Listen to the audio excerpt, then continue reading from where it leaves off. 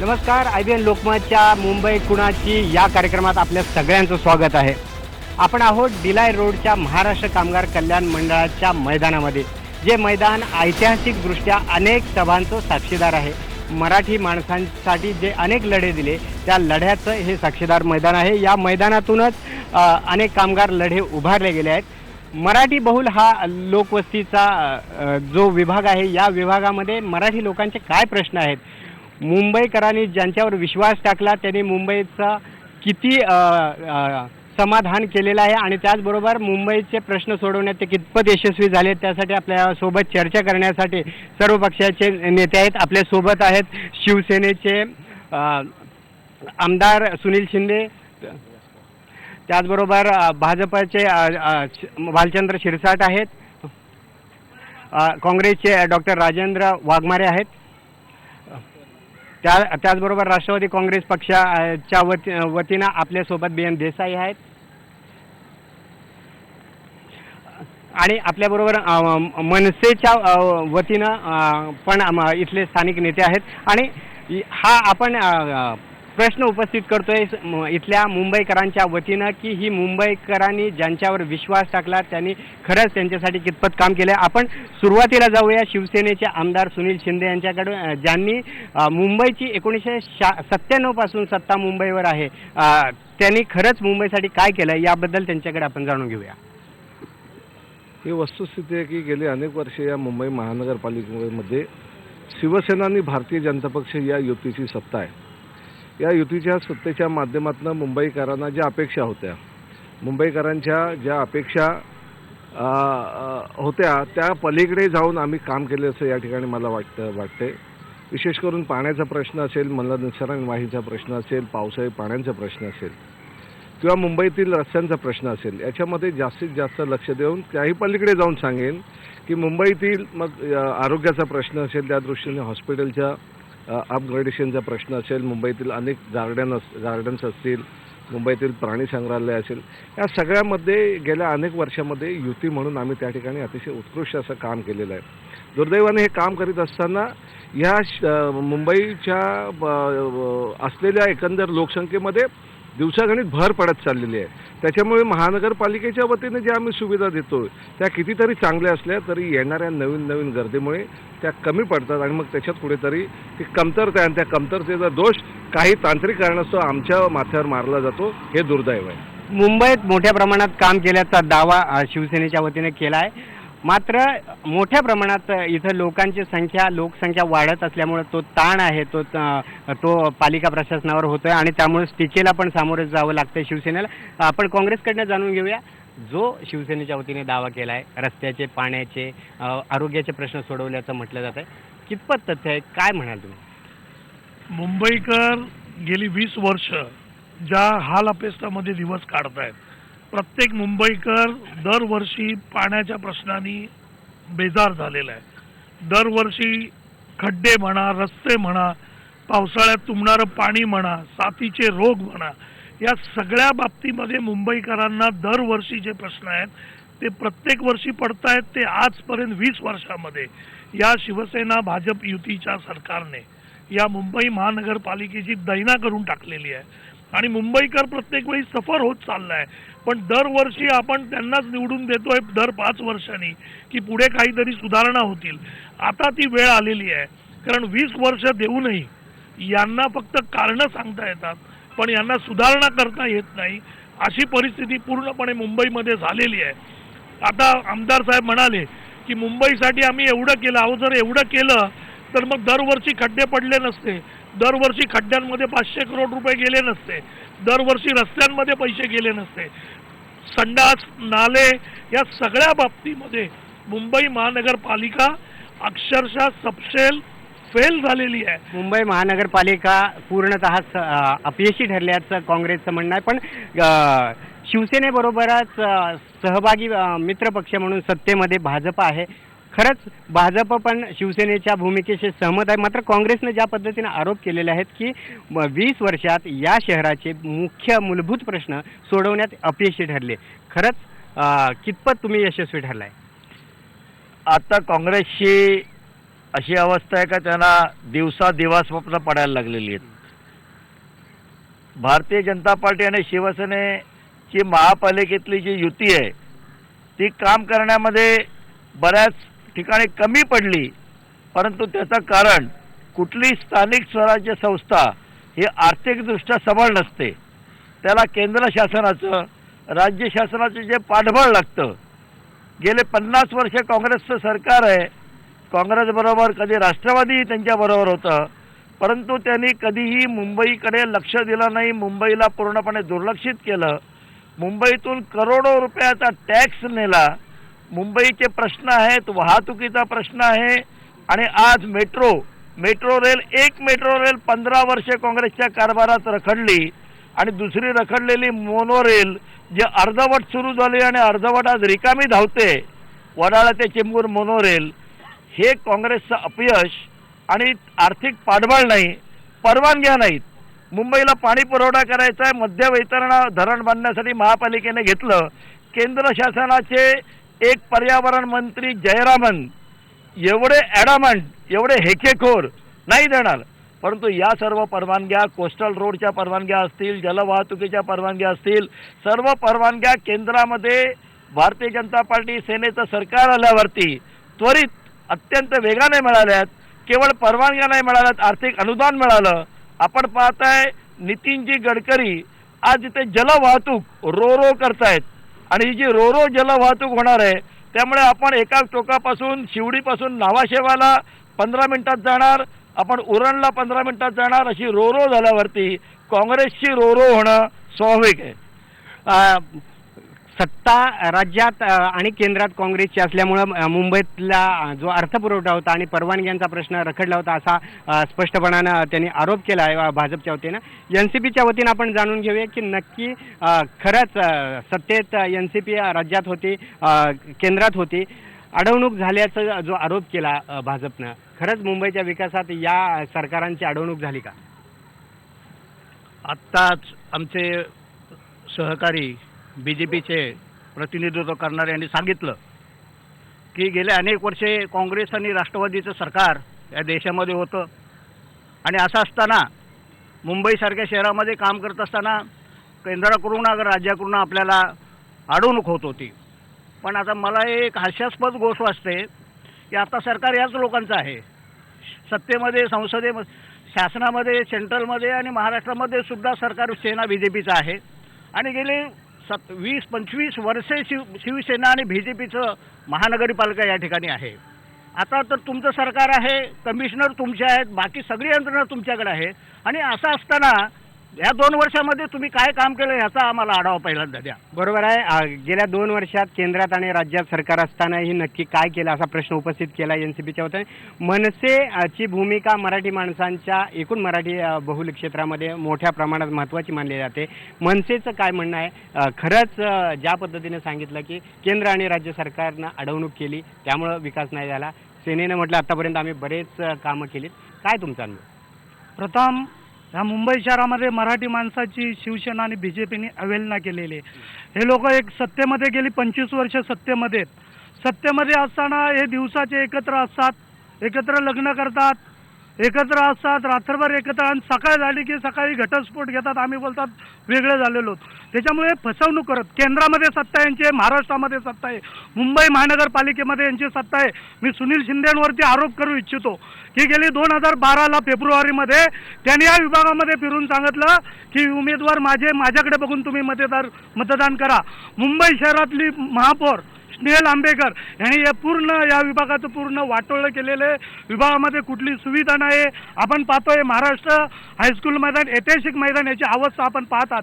या विभागामध्ये जी मैदान आहेत एकही असं मैदान नाही की त्या मैदानामध्ये लहान मुलं खेळायला जाऊ शकतात, ज्येष्ठ नागरिक फिरू शकतात. म्हणून मी सुनील शिंदेंना त्यांनी नैतिक जबाबदारी घ्यावी. येणाऱ्या महानगरपालिकेमध्ये त्यांनी शिवसेनेच्या उमेदवाराचा प्रचार करू नये हा माझा त्यांच्यावरती आरोप आहे. शिवसेनेच्या आमदारांवर आरोप केलाय मनसेनं की खऱ्या अर्थानं या वॉर्डासाठी आणि या मतदारसंघात काही विकास कामं झाले, त्यांनी वाटोळ केल्याचा असा आरोप आहे. खरंच त्यांनी आरोप केला, कितपत तुम्हाला काय उत्तर द्याल त्याचं? असं आहे की एक त्यांनी कबूल केलं की मी प्रचार करू नये, याचा अर्थ शिवसेनेचा इकडचा उमेदवार हा निश्चित फार मोठ्या याने सहज निवडून येणार आहे, त्याच्यामुळे मला प्रचाराला येण्याची ते आवश्यकता नाही. दुसरी गोष्ट अशी आहे की राजकीय प्रकल्पता किती आहे या स्टेटमेंटमध्ये ते आपल्याला दिसूनच येईल. परंतु काही बाबतीत दुर्लक्ष झालं असेल तरी पण त्या चुका सुधारून घेता येत असतात, कारण शेवटी माणसं काही रेडीमेड नसतात या क्षेत्रामध्ये. काही माणसं नवीन आलेली असतात, त्यांना समजायला वेळ लागतो. म्हणजे चुका सुधारायला अजूनही वाव आहे शिवसेनेच्या वतीने म्हणतोय. आपण या कामगार मैदानात आहोत. कामगारांचे प्रश्न, कामगारांचा विभाग हा म्हणून ओळखला जातो. आपल्या सोबत आहेत कामगार आघाडीचे नेते. कामगारांचे हा सगळा विभाग आहे. आज कामगाराची अवस्था या विभागात कशी आहे? हा विभाग म्हणजे मूळ गिरणी कामगारांचा गिरणगाव म्हणून ओळखला जातो. इथं जवळजवळ 62 गिरण्या कार्यान्वित होत्या. साधारणपणे काँग्रेस सरकारच्या काळामध्ये, शरद पवारांच्या मुख्यमंत्री काळामध्ये या ठिकाणी DC रूल आणले गेले आणि त्या DC रूलमध्ये गिरण्यांची जमीन विकायला परवानगी दिली. तिथूनच गिरणगावाची वाट लागायला सुरुवात झाली आणि मराठी माणूस बेकार व्हायला लागला. आणि 2001च्या 1मध्ये आम्ही अशी मागणी केली की जर अशा पद्धतीनं गिरण्या बंद होणार असतील आणि जर या ठिकाणचा कामगार जो मूळ कामगार आहे, आद्य कामगार आहे आणि ज्यांनी मुंबई घडवली, असा जर कामगार या ठिकाणी बर्बाद होणार असेल तर त्या कामगाराला या गिरणीच्या जागेवरचा काही हक्क मिळाला पाहिजे आणि त्याला घरासाठी जी जमीन मिळाली पाहिजे, त्याचं पुनर्वसन झालं पाहिजे. त्याप्रमाणे 2001पासून आम्ही आंदोलन करत आलो आणि आत्तापर्यंत आजच्या पण वर्तमानपत्रात बातमी आलेली आहे. कालच आमची मिटिंग झाली MMRDची घरं देण्याबद्दल. तर ते आता लॉटरी फुटते डिसेंबरमध्ये, तर ते आहे. तर हे सगळं कुणी केलं? फक्त युनियनच फक्त भांडते या ठिकाणी. युनियन म्हणजे आम्ही ज्या कामगार संघटना आहोत तेच आम्ही भांडतोय. बाकी आम्हाला राजकीय पक्षाचं काही बळ मिळत नाही, काही नाही. काँग्रेसच्या राज्यामध्ये आम्ही ज्यावेळेला मागणी केली त्यावेळेला हा प्रश्न त्यांनी मंजूर केला की तुम्हाला जमीन देतो, कायद्यामध्ये तरतूद झाली, सगळं काय झालं. आणि त्यानंतर पृथ्वीराज चव्हाण मुख्यमंत्री असताना एक कायदा बनवला गेला की MMRDची इथली घरं कमी आहेत तेव्हा ते जास्तीत जास्त घरं गिरणी कामगारांना मिळावी म्हणून MMRDची घरं जी पनवेलला बांधत आहेत त्याच्यातली 50% घरं द्यायचं मान्य केलं त्यांनी. आता ते मान्य केल्यानंतर आत्तासुद्धा ज्या लॉटऱ्या निघत आहेत त्या काँग्रेसच्या राज्यामध्ये जी कामं चालू होती, मी त्यांचा कुणाचाही म्हणजे मला बाजू घ्यायची नाही, पण त्यांच्या राज्यामध्ये जी कामं चालू होती त्यांच्याच लॉटऱ्या निघत आहेत. परत नंतर MMRDची ही कामं जी आता लॉटरी निघते डिसेंबरला, ती सुद्धा काँग्रेसच्या राज्यात सुरू झालेलं आहे. भाजपच्या या काळामध्ये एकही नवीन घर अजूनपर्यंत बांधायला घेतलेलं नाही. बरोबर आहे.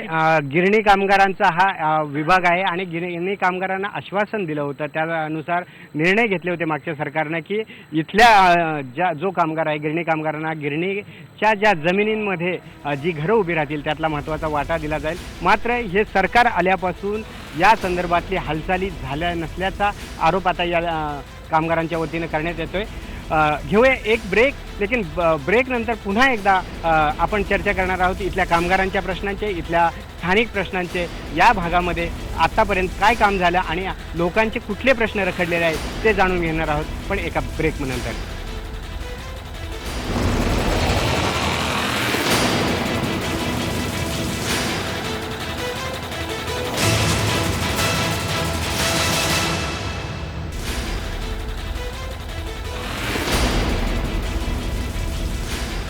ब्रेकनंतर मुंबई कुणाची या कार्यक्रमात आपलं पुन्हा एकदा स्वागत आहे. ब्रेकपूर्वी आपण चर्चा करत होतो इथला जो कामगार वर्ग आहे तो कामगार वर्ग देशोधडीला लागतोय. सुमारे 25 लाखाच्या आसपास मराठी माणूस मुंबईतून बाहेर फेकला जातोय.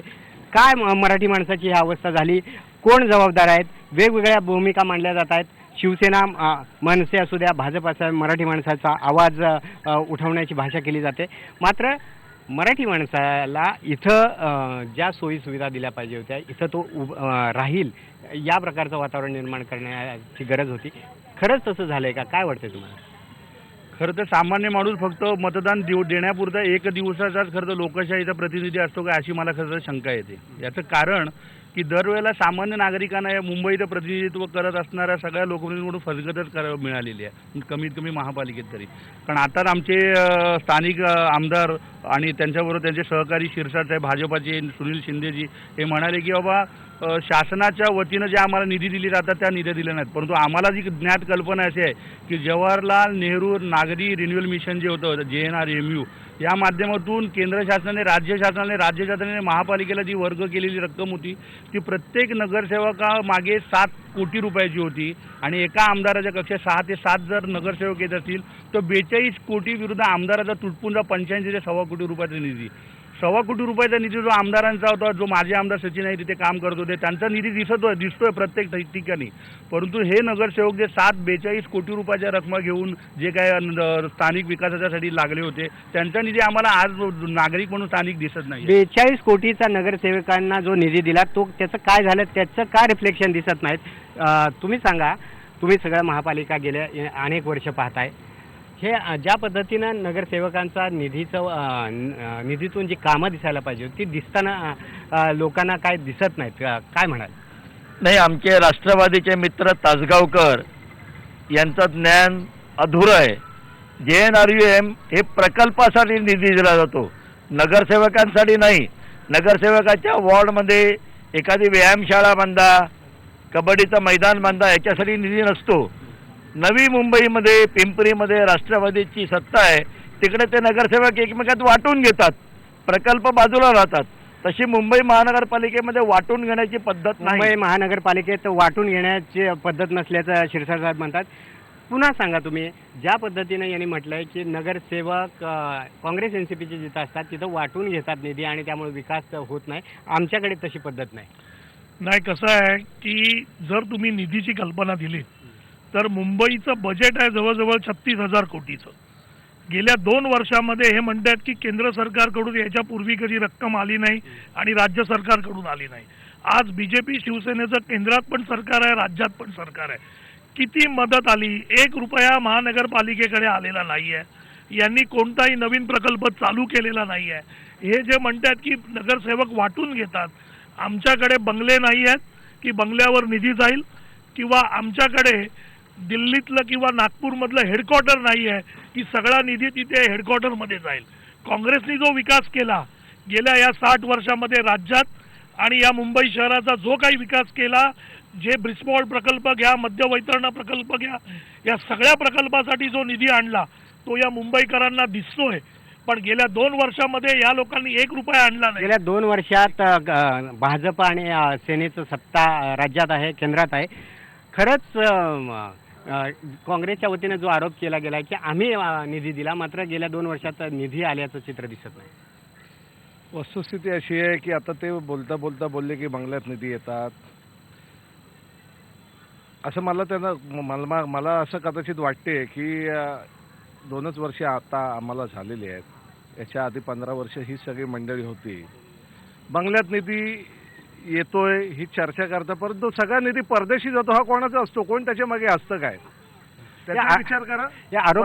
नाही आरोप नाही. असं आहे, एखाद्या वस्तुस्थितीला धरून आरोप झाला चालेल, निराधार आरोप करून लोकांची मनं वळून महानगरपालिकेत यांना कोणी भविष्यात विचारणार नाही. पुढची महानगरपालिका ही शिवसेना आणि भारतीय जनता पक्षाची असेल, तुम्हाला मी आता लिहून देतो.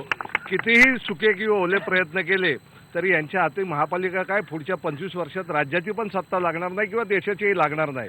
हे असं स्पष्ट असं समीकरण आहे. गेले 1997 पासून आपल्या शिवसेनेची सत्ता आहे मुंबईमध्ये, पण ज्या पद्धतीने तुम्ही म्हणताय की असा आम्हाला कुठल्या बंगल्यावर निधी पाठवायला, आरोप प्रत्यारोपापेक्षा खरंच काम 97 पासून 2000 सालापर्यंत लोकांचे प्रश्न पूर्णपणाने सुटले का? 97 पासून 2000 पर्यंत किंवा त्याच्याही पलीकडे कोण होतं इथे राज्यात सत्तेवरती?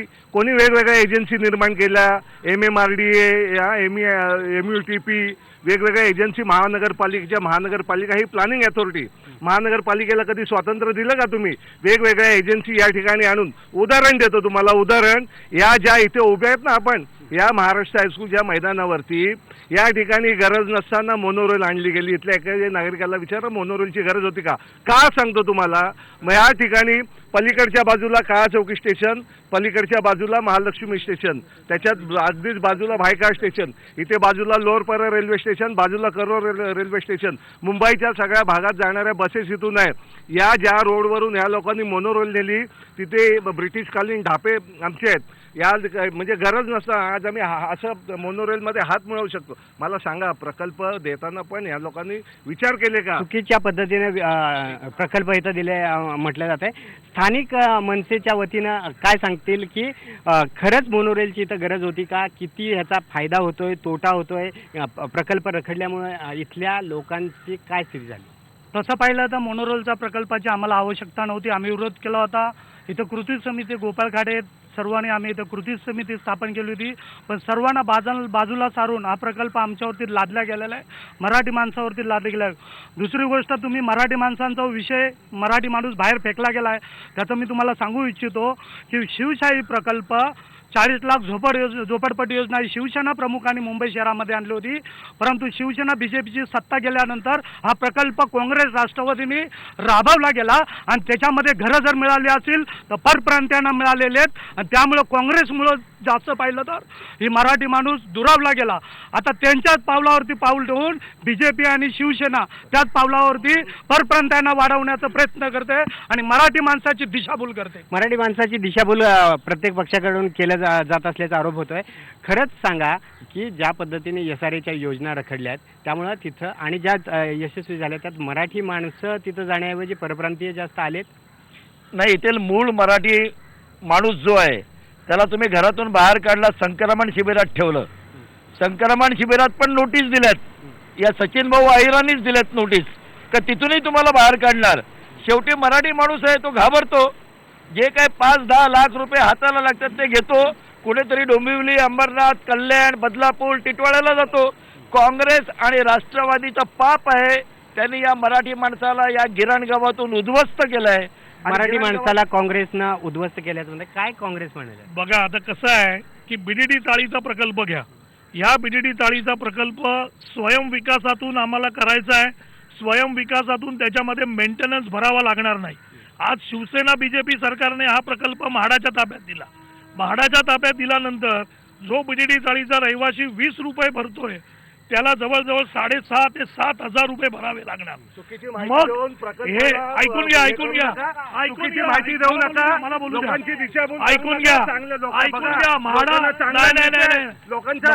म्हाडा कोणी ऐकून घ्या. तुमची वेळ आल्यावर बोला, तुमची वेळ आल्यावर बोला, तुमची वेळ आल्यावर बोला. इतके वर्ष एकेकाने बोला, तुमची वेळ आल्यावर बोला, तुमची वेळ आल्यावर बोला.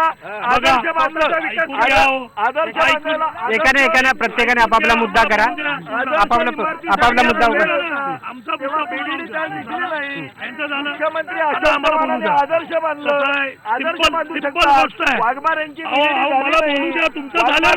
तुम्ही म्हाडाला प्रकल्प गेल्यावर तुम्हाला मेंटेनन्स भरावा लागतो. तुम्ही काय नाही केलं? ऐका, मेंटेनन्स 10 रुपये पर स्क्वेअर फुटनी 7 रुपये. मुद्दा लक्षात आला. म्हाडाकडे BDDचा विकास दिल्यामुळे प्रॉब्लेम समस्या झालेला आहे, मराठी माणसावर अन्याय झाला. काय शिवसेना म्हणेल? बघा, वस्तुस्थिती अशी आहे की आज या ठिकाणी म्हाडा हा विकास करत नाही. म्हाडा फक्त त्या ठिकाणी देखभाल एजन्सी, नोडल एजन्सी म्हणून काम करते. यांच्या कारकिर्दीत फक्त फायली तयार झाल्या आणि आगीत जळल्या म्हणून सांगितलं. त्या फायली आम्ही शोधून काढले. पुढची निवडणूक जवळ येते, आम्ही या ठिकाणी नावही ओपन करू की याच्या मागे पापाच्या धंदे कोण आहेत. आज कुठेही असं झालेलं नाही की 7,000 8,000 मेंटेनन्स घ्या. आरोप प्रत्यारोप होतच राहतील. मात्र मराठी माणूस इथून बाहेर पडलाय हे मात्र सत्य आहे. म्हाडाकडे ही एजन्सी दिल्याने काय फायदे आहेत, काय तोटे आहेत, किंवा इतर जर स्वयं घोषित पद्धतीनं जर विकास झाला तर त्याचा काय फायदा होईल याबाबतची चर्चा करणार आहोत. पण एका ब्रेक नंतर कुठेही जाऊ नका, पहा फक्त IBN लोकमत.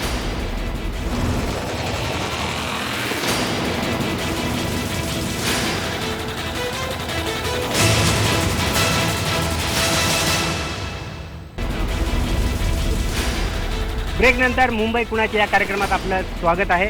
आपण चर्चा करत होतो, इथला मराठी माणूस देशोधडीला लागलाय. मराठी माणसासाठी योजना न आखल्यामुळेच मराठी माणूस मुंबईतून बाहेर पडू लागलाय. कामगारांच्या वतीनं तुम्ही अनेक लढे दिलेले आहेत. खरंच मराठी माणसाला इथून बाहेर जाण्यास कारणीभूत ठरणारे धोरणं काँग्रेस NCPची होते की आता गेल्या 2 वर्षात भाजप सेनेच्या सत्तेचे? एकूणच काय आहे की सगळ्याच राजकीय पक्षांची धोरणं ही मुंबई खाली करून, म्हणजे जी मुंबई औद्योगिक मुंबई होती, कामगारांची मुंबई होती, की ज्या कामगारांनी संयुक्त महाराष्ट्रामध्ये 23 बळी दिले गिरणी कामगारांनी आणि ही मुंबई मिळवली, असा कामगार, त्या कामगाराला बर्बाद करण्याचं धोरण काँग्रेसनं सुरू केलं. दुर्दैवानं जो DC रूल मंजूर झाला तो छगन भुजबळांनी पण सांगितलं ज्यावेळेला शिवसेनेतनं बाहेर पडले त्यावेळेला, की माझ्यावर दबाव आणून मला DC रूल महापालिकेमध्ये मंजूर करायला लावली. म्हणजे मिली बघत आहे सगळ्यांची. मुंबईमधनं कामगार बर्बाद करायचा, औद्योगिक सिटी ही बर्बाद करायची. आणि या ठिकाणी आता टोलेजंग इमारती या जशा उभ्या राहिल्यात, अशा टोलेजंग इमारती आता मुंबईमध्ये उभ्या राहिल्या गिरणगावच्या जागा. म्हणजे एकूणच गिरणगावच बर्बाद झाला नाही. तर जर मुंबईमध्ये तुम्ही मुलुंडपासून अगदी कुलाब्यापर्यंतचे कारखाने बघितले, गिरण्या बघितल्या, संपूर्ण बंद झाले. या बाजूला इकडून बोरोलीपासून डिलाईट, आपण जिथं उभं आहोत त्या डिलाईट रोड हा जो कामगार वस्तीचा एरिया होता, तिथून मराठी माणूस बाहेर पडू लागलाय. काँग्रेस NCP बरोबरच भाजपा सेना हे याला कारणीभूत असल्याचा आरोप होत आहे. NCPच्या वतीनं तुम्ही सांगा की तुमचे मुंबईचे अध्यक्ष ते कामगार संघटना पण चालवतात, गिरणी कामगारांची संघटना चालवतात, गिरणी कामगार देशोधडीला लागल्यात, यांचा पण वाटा असल्याचा आरोप केला. आपण अनेक वेळा पत्रामध्ये, पेपरमध्ये वाचलं असणार, बघितलं असणार. हे कामगार कायदे जे पूर्वी काँग्रेस आणि राष्ट्रवादीच्या काळामध्ये पूर्वीच्या काळी जे केलेले आहेत, ते कामगार कायदे संपवून ज्याला आपण IB जो ॲक्ट जो आहे तो ॲक्ट बदलून प्रायव्हेट लोकांना प्रायव्हेट सेक्टरमध्ये कसं चालना देता येईल आणि त्यांची जी सुरक्षितता आहे कामगारांची कशी काढून घेता येईल, हे नरेंद्र मोदींच्या सरकारने काम चालू केलेलं आहे. ते व्यापार धार्जिन असं हे सरकार आहे. त्यांना कामगारांच्या विषयी काही पडलेलं नाही आहे. आता या ठिकाणी लेबर लॉ, मी लेबर ऑफिसर म्हणून पूर्वी काम केलेलं आहे. संपूर्ण इंडस्ट्रियल एरिया सगळे लेबर लॉ मला माहिती आहेत. आणि असं असताना कामगारांची जी सुरक्षितता आहे, कामगारांना प्रोटेक्शन जे पाहिजे ते काढून घेऊन 10 कामगारांच्या पेक्षा पुढच्या कामगाराला त्या ठिकाणी कायद्यामध्ये तुमच्या मुंबई अध्यक्षांची गिरणी कामगारांची युनियन आहे, मजदूर संघ आहे, त्यांनी किती विरोध केला नसल्यामुळेच ही परिस्थिती आली असाही आरोप होतो. नाही, माननीय सचिन भाऊ आहेर यांनी ह्या कामगार कायद्याला, त्यांनी जे कामगार धार्जिनं धोरण, जे कामगारांना हे करणारं देशोधडी लावणारे धोरण आहे, त्याला निश्चितपणे विरोध उठवलेला आहे आणि आवाज उठवला आणि मोर्चे पण काढलेले आहेत सरकारचे. खरं तर नरेंद्र मोदी यांच्या सरकारच्या काळात कामगारांना उद्ध्वस्त करणारे कायदे आल्याचं असं म्हटलं जात आहे. खरंच भाजपचं सरकार केंद्रात आल्यापासून कामगारांना देशोधडीला लावणारे कायदे झाले, त्यामुळेच हा इथला मराठी माणूस, इथला गिरणी कामगार देशोधडीला लागला. गिरणी कामगार देशोधडीला 1980 साली लागलाय. तेव्हा भाजपचं सरकार नव्हतं, शिवसेनेचंही सरकार नव्हतं. आणि भाजपची भूमिका आहे, मागेल त्याला घर द्यायचं, परवडणारं घर द्यायचं, प्रत्येकाला घर देण्यासाठी हे सरकार कटिबद्ध आहेत. राष्ट्रवादीच्या देसाई साहेबांनी काही वर्षापूर्वी एक गृहनिर्माण योजना केली होती, लोकांचे पैसे पण गोळा केले होते. तो भूखंड कुठे गेला, घरं कुठे गेली, पैसे कुठे गेले, असं आदर्शपासून कितीतरी घोटाळे काँग्रेसच्या काळात आदर्शपासून अनेक घोटाळे झालेत असं म्हणतात. यांच्यावर जो आरोप आहे, कामगारांसाठी आणि इथल्या मराठी माणसांसाठी गृहनिर्माण संस्थेसाठीचा भूखंड आहे तो गायब झाल्याचं म्हटलंय. माननीय शिरसाट साहेबांचं जे सरकार आहे हे काम करण्याऐवजी वैयक्तिक कोणाच्या घरामध्ये जाऊन काय चाललेलं आहे, काय ते घरात खाता पितात, ह्यांच्याकडे त्यांचं लक्ष आहे. तुम्हाला सत्ता आम्ही दिलेली आहे. इंदिरा गांधींच्या काळामध्ये सुद्धा तुम्ही असंच केलं. लोकांनी चुका केल्या, इकडे बघा मला बोलायला द्या, लोकांनी चुका केल्या म्हणून इंदिरा गांधींना जावं लागलं. आम्ही लोकांनी चुका केल्या म्हणून आम्हाला जावं लागलं. पण तुमच्या हातामध्ये आम्ही सत्ता दिल्यानंतर तुम्ही काम करण्याऐवजी सगळ्यांच्या फाईलच काढायच्या मागे लागल्या. म्हणजे एकूणच चुकीच्या की बरोबर फाईल काढून दबाव आणण्याचा प्रयत्न होतोय. काय म्हणते? माझं मत असं आहे की तसं पाहिलं तर आम्ही राजकारणामध्ये कशासाठी येतो, गरिबी हटवण्यासाठी. पण गरिबी कुणाची हटते? आमची. आज मराठी नेते आहेत, जे नेते आहेत महाराष्ट्रामध्ये, ज्यांची एवढी संपत्ती आली की मी ती काल वाचलं की भुजबळ साहेबांचं तर मला चक्करच आली, एवढी कोटी. हे नारायण राणेंचं आता नाव येत आहे. अनेक मराठी नेते आहेत प्रत्येक पक्षामध्ये.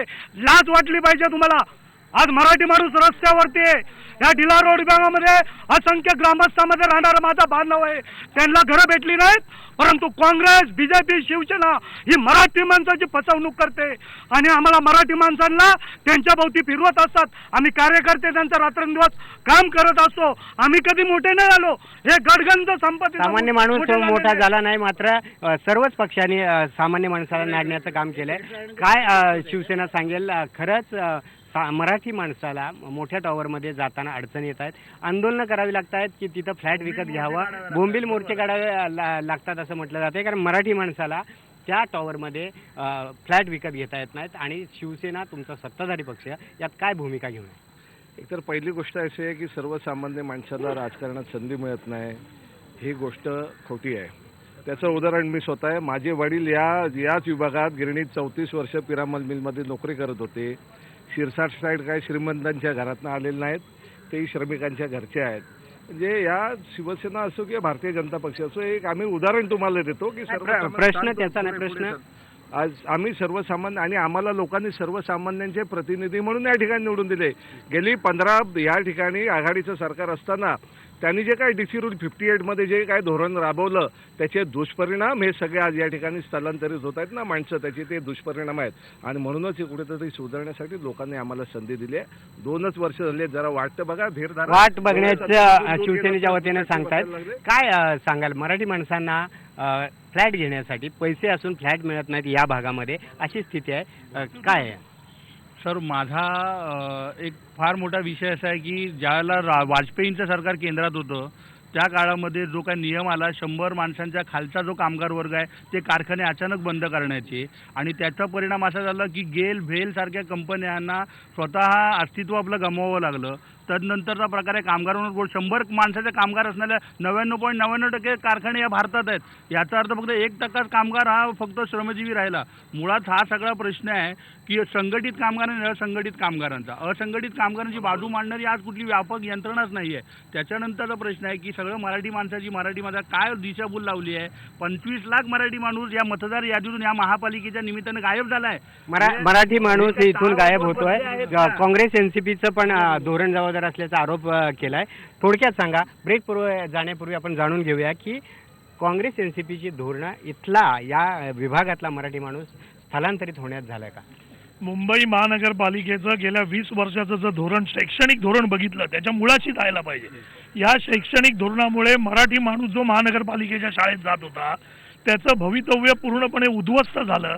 त्या मराठी माणसाला वडापावच्या आणि भाजीपावच्या गाड्या टाकायला लागल्या, आणि तो मराठी माणूस जो उद्ध्वस्त केला त्याचं पाप जर असेल तर ते शिवसेना BJP युतीच्या महानगरपालिकेच्या शैक्षणिक धोरणामुळे आज जो कामगार इकडून देशोधडीला लागलाय, त्याची जी घराच्या किमती ज्या या मुंबई महानगरपालिकेमध्ये वाढवलेल्या आहेत, ज्या मुंबईच्या परदेशात गुजरातच्या बिल्डर्स लोकांना, ज्या लोकांना सवलती मिळत आहेत, ज्यांना या मोठमोठ्या टॉवरमध्ये पूर्णपणे शिवसेना आणि BJPचं जे सरकार आहे मुंबई महानगरपालिकेमधून प्लान पास करून देण्यापासून या सगळ्या गोष्टी जे सहकार्य करतं, आणि या झोपडपट्टीत राहणाऱ्या, चाळीत राहणाऱ्या मराठी माणसावर जो अन्याय केलेला आहे त्याच्यामुळे हा मराठी माणूस उद्ध्वस्त झालेला आहे. याच्या मुळाशी जर गेलात तर शिवसेना BJPचं शैक्षणिक धोरण आणि यांनी राबवलेलं इतर बाबतीतलं संपूर्णपणे विकासाचं धोरण जे फक्त धनधानग्यांसाठी होतं, त्याच्यामुळे या सामान्य माणसाचं नुकसान झालेलं आहे आणि त्याला कारणीभूत आहे शिवसेना BJP. परवा नारायण मिल गल्ली, सनमेन गल्ली, लोरबळच्या भागामध्ये एक कांड झालं, अग्निकांड. त्या अग्निकांडामध्ये मॅरेथॉन नावाची तिथली इनोवा नावाची इमारतीला आग लागली आणि तिथले स्थानिक नारायण मिल गल्लीच्या 40 शाळींच्या प्रतिनिधींवरती नाव ठेवलं गेलं त्या धनदानग्या लोकांनी. म्हणजे आमचा मराठी माणूस तिथे फक्त चेपायलाच आहे का? तिथे तर एक हाती सत्ता आणि पूर्ण बालेकिल्ला असल्यासारखं तिथे गवगवा करतं शिवसेना BJPचं सरकार, आणि तिकडचे आज नागरिक निषेधाचे बोर्ड लावतात प्रशासनाचे. आणि एकूणच काँग्रेस आणि NCPचं धोरण कारणीभूत असल्याचा आरोप शिवसेनेनं केला, तर दुसऱ्या बाजूला गेल्या 20 वर्षात सत्ता शिवसेनेची मुंबई महानगरपालिकेत असल्यामुळे त्यांनी जी धोरणं राबवली त्यामुळे इथला मराठी माणूस देशोधडीला लागल्याचा आरोप काँग्रेसच्या वतीने केला. आपण ही चर्चा पुढेही चालू ठेवणार आहोत. वेळ झाली एका ब्रेकची, मात्र ब्रेक नंतर जाणून घेऊया इथल्या प्रश्नांना नक्की कारणीभूत कोण आहेत आणि खऱ्या अर्थानं मुंबई कुणाची हे म्हणत असताना या इथल्या सामान्य माणसाच्या विकासासाठी काय धोरण आखली ते जाणून घेणार आहोत. पुढे जाऊ नका, पाहत राहा फक्त आयडी.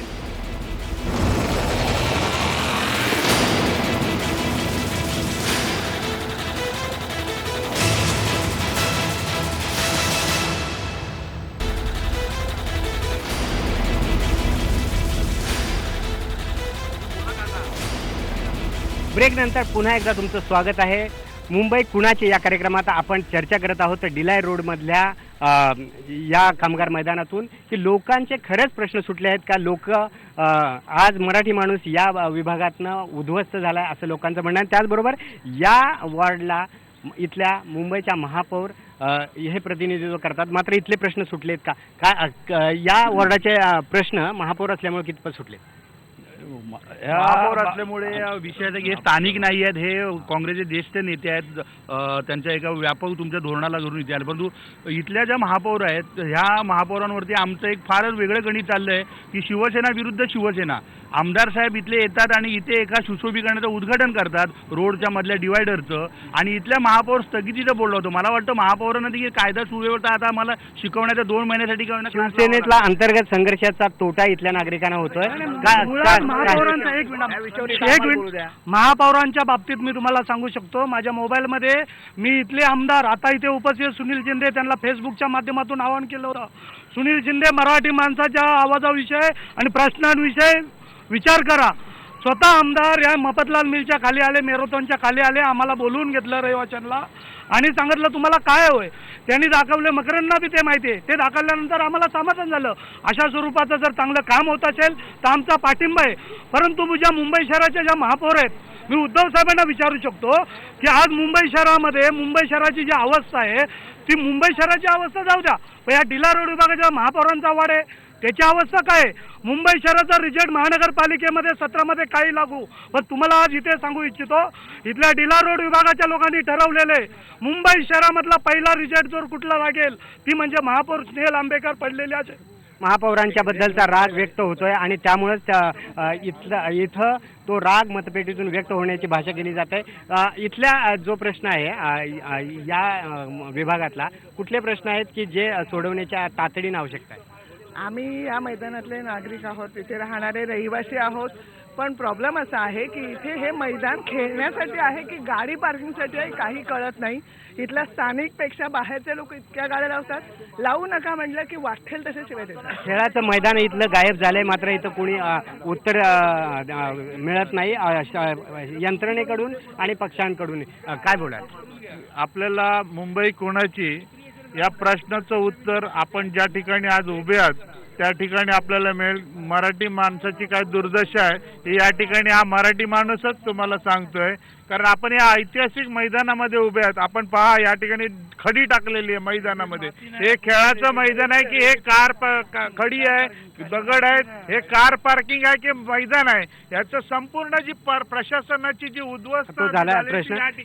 इथले आणखी कुठले महत्वाचे मुद्दे आहेत की महापौरांनी दुर्लक्ष केले आतापर्यंत. ह्या मोदी सरकारने अच्छे दिन आएंगे अच्छे दिन आएंगे, किधर अच्छे दिन. बुरे दिन आलेत लोकांचे. महागाई किती वाढली, धान्यांचे दर कडाडलेत, भाज्यांचे दर कडाडलेत, विजेचे दर कडाडलेत. आज रेशनिंगवरती असं धान्य मिळताना जनावरं सुद्धा खाऊ शकत नाहीत. किडे कचरा एकूणच केंद्रीय धोरणाचा फटका इथल्या सामान्य मराठी माणसाला बसतोय. पण मगाशी जो आरोप केला होता की शिवसेना अंतर्गत जी लढाई आहे त्याचा फटका इथल्या विकास कामांना बसतोय. आमदार उद्घाटन करतायत, महापौर त्याला स्थगिती देत आहे. एकाच पक्षाचे आहे. अंतर्गत संघर्षामुळे हा तोटा सामान्य माणसाला सहन करावा लागतोय. काही गोष्टी ह्या गैरसमजातनं होत आहेत. काही गैरसमजनं होत असताना ज्या गोष्टी आहेत त्याची समज त्यानंतर दिली गेलेली आहे की आणि त्यांनी कबूल केलं की सुशोभीकरण या ठिकाणी व्हायला पाहिजे होतं. त्या ठिकाणी असं वाटलं होतं की शौचालय होतं म्हणून शौचालय त्या ठिकाणी नाही आहे, तर रोडच्या मध्ये डिवायडर म्हणून त्या ठिकाणी सुशोभीकरण करण्याचं तो प्रोग्राम एका खाजगी कंपनीमार्फत राबवला जात होता. तो भविष्यात राबवलाही जाणार आहे. त्या ठिकाणी ते काम थांबलेलं नाही. विकासाचं म्हणाल तर मी मगाशी बोललो की विकासाच्या वेगात कुठेही आम्ही कमी नाही, त्या वेगाने विकास होतोय. परंतु विकास होत असताना या ठिकाणी येणारी नवीन गर्दी ही त्या सगळ्या विकासावरती कुठेतरी तो विकास त्याच्या मध्ये तो कोलमडून पडतो. या ठिकाणच्या आता अगदी पलीकडे जाऊन सांगतो, या ठिकाणी बिल्डिंग आहेत पूर्वी 40 वर्ष सतत पाऊस, एक दिवसाचा जरी पाऊस पडला तरी घरामध्ये कमरेवर पाणी भरायचं. आज महापालिकेच्या माध्यमातून ब्रिमशोड प्रकल्प राबवला. आज गेली 3 वर्ष त्या ठिकाणी पाणी भरत नाहीये. या ठिकाणी हे ऑक्झिलरी सबस्टेशन मोनोरेलचं होणार होतं. हे मैदान शिवसेनेनेच वाचवलंय. हा पलीकडच्या बाजूला अगदी दोन्ही अगदी केवळ मी नामजोशी मार्ग बोलत नाही, नामजोशी मार्ग असेल, गणपतराव कदम मार्ग असेल, पांडुरंग भुतकर मार्ग असेल, या सगळ्या ठिकाणी जादा पाण्याच्या लाईन देण्याचं काम हे शिवसेनेने केलंय. एकूण या पा- ठिकाणी- ज्या मूलभूत तुम्हाला या ठिकाणी नागरी वस्ती वाढत असताना असं आहे की इथे प्रत्येक जण बोलतो आता प्रत्येकाला मराठी माणसांची आठवण व्हायला लागली, कारण महापालिकेची निवडणूक होते. याच्या आधी कोणाला मराठी माणसांची मिलमधनं उद्ध्वस्त झाला मराठी माणूस तेव्हा कोणाची आठवण आली नाही. इथून खोल्या विकत होता मराठी माणूस तेव्हा आठवण झाली नाही. या मराठी माणसांच्या मुलांना नोकऱ्या देण्याचं काम आम्ही केलं. या मराठी माणसांच्या मुलांच्या शिक्षणाची जबाबदारी आम्ही उचलली. तुम्हाला याद्या द्यायला तयार कोणाची हिंमत असेल समोर उभे राहा, आम्ही याद्या देतो की शिवसेनेने किती मुलांची शिक्षण केली, शिवसेनेने अनेकांना रोजगार दिले. एकूणच शिवसेनेचा नेहमीचा जो दावा आहे तो मराठी माणसासाठी ते विकासाचे धोरणं राबवत आले. मात्र एकूणच मुंबईवर जो ताण पडतोय तो येणाऱ्या परप्रांतीय लोंढ्यांचा आणि त्यामुळं ही इथली यंत्रणा कमी पडते हे त्यांनी मान्य केलंय. मात्र आगामी काळात यावर सोल्युशन काढण्यासाठी सर्व मराठी माणसांची एकच भावना आहे की या मराठी माणसांचा जो प्रश्न आहे तो प्रश्न सोडवण्यासाठी सर्व पक्षांनी एकत्रित येण्याची आवश्यकता आहे. आज आपण इथं थांबूया, पुन्हा आपण भेटूया एका नव्या ठिकाणाहून.